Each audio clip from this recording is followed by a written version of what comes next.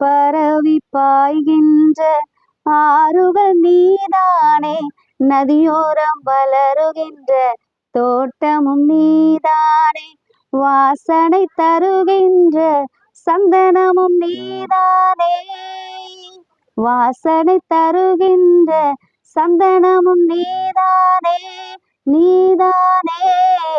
இன்று முதல் நான் உன்னை ஆசீர்வதிப்பேன், எல்லையில்லா நன்மைகளால் நிரப்பிடுவேன். கர்த்தருடைய பரிசுத்த நாமத்திற்கு மகிமை உண்டாவதாக. இன்றைய நாளிலே ஆண்டவராகிய கர்த்தர் நம்ம கொடுக்கிறதான வசனம் உபாகமம் 26ஆம் அதிகாரம் 19ஆம் வசனம். நீ உன் தேவனாகிய கர்த்தரான எனக்கு பரிசுத்த ஜனமாயிருப்பாய் என்று அவர் இன்று உனக்கு சொல்லுகிறார்.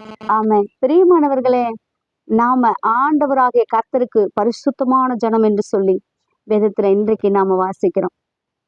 ஆண்டவருடைய பிள்ளைகளாய் நம்மை கர்த்தர் வைத்திருக்கிறார். அவரு பரிசுத்தராய் இருக்கிறார். அவர் பாவத்தை பார்க்காத சுத்த கண்ணராய் இருக்கிறார். அவருடைய பிள்ளைகளாகிய நாமும் பாவம் செய்யாதபடிக்கு வாழ வேண்டும் என்று சொல்லி, பரிசுத்தமாய் வாழ வேண்டும் என்று சொல்லி எழுதி கொடுத்திருக்கிறார்.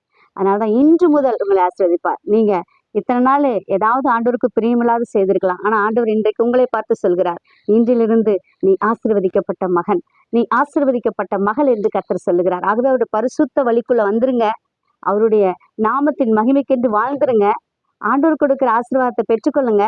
ஆண்டவராகிய கர்த்தர் நம்மை ஆசீர்வதித்து வழி நடத்துவாராக. ஆமென்.